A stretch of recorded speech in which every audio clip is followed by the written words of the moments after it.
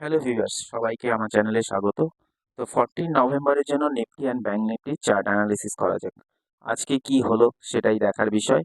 আজকে কালকে আগেই বলেছিলাম 823,840 বা 830 লেভেলটা যদি ব্রেক করে তো নিফটি 23,500 এর কাছাকাছি যেতে পারে। সেম জিনিসই হয়েছে। মর্নিংয়ে ওপেন হয়ে ওপেন হয় 23,822-র কাছাকাছি, হাই দেয় 23,880-র কাছাকাছি, দেন শার্প ফল, ধীরে ধীরে একটু একটু করে ফল করতে করতে কিন্তু নিফটি 23,500-এর কাছাকাছি আসে এবং ফাইনাল ক্লোজিং আমরা পাই নিফটি 23,559।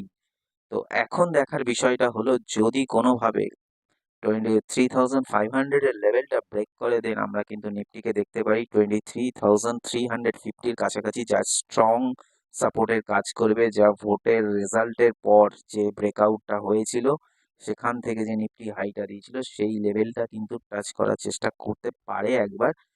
লাগাতার ফল চলছে, বাউন্স ব্যাক হওয়ার একটা চান্সেস আছে, কিন্তু উপরে কিন্তু যতবারই ওঠার চেষ্টা করবে বারবার। এখন কিন্তু স্ট্রং একটা রিজেকশন থাকছে 23,840। এই রিজেকশন লেভেলটাকে কিন্তু ক্রস করে স্টে করতে হবে, তারপরে 24,000 একটা রেজিস্ট্যান্স থাকছে। একের পর এক রেজিস্ট্যান্স কিন্তু পার করতে পারলেই উপরের দিকে যেতে পারবে। তো যতবারই উপরে ওঠার চেষ্টা করবে বারবার সেলাররা অ্যাক্টিভ হয়ে নিফটিকে নিচের দিকে নিয়ে যাওয়ার চেষ্টা করবে, যা ওয়ান ডে ক্যান্ডেল তাই বলছে। এবার যদি আমরা 15 মিনিটের চার্টে ছোট করে অ্যানালিসিস করতে যাই, দেখবো এই যে এই লেভেলটার উপরে গেলে দেন আমরা কিন্তু এই টার্গেটটা খুঁজে পাবো। এখানে কিছুটা টাইম কাটায়, মানে 23,666 বা 23,600 প্লাসের কাছে সাপোর্ট একটা নিতে পারে, দেন উপরের দিকে 840 অবধি যেতে পারে, দেন 24,000 অবধি যেতে পারে। কিন্তু নিচের দিকে যেতে হলে 23,500-কে আগে ব্রেক করতে হবে, দেন কিন্তু 23,350 অবধি যাওয়ার চান্স এবং 23,000ও যেতে পারে। এখন অবধি এটাই দেখা যাচ্ছে। এবার যদি ব্যাংক নিফটির ক্ষেত্রে দেখা যাক, ব্যাংক নিফটি ওয়ান ডে চার্টে প্রথমেই একটু অ্যানালিসিস করা যাক।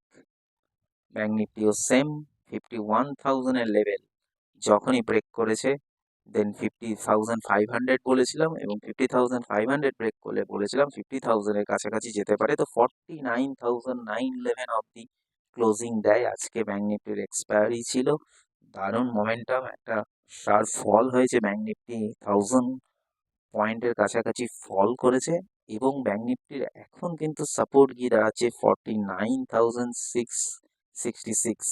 এই সাপোর্টটা যদি ব্রেক করে তো আমরা 49,000-এর কাছাকাছিও দেখতে পারি।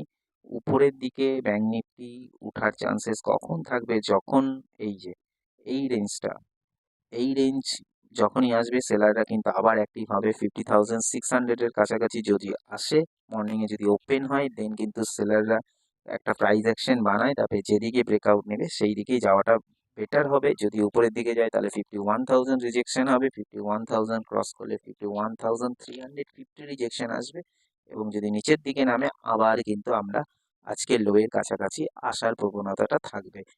আজকের মতো এইটুকুই। ব্যাংক নিফটি আর নিফটি চার্ট অ্যানালিসিস এখানেই শেষ করছি। ধন্যবাদ।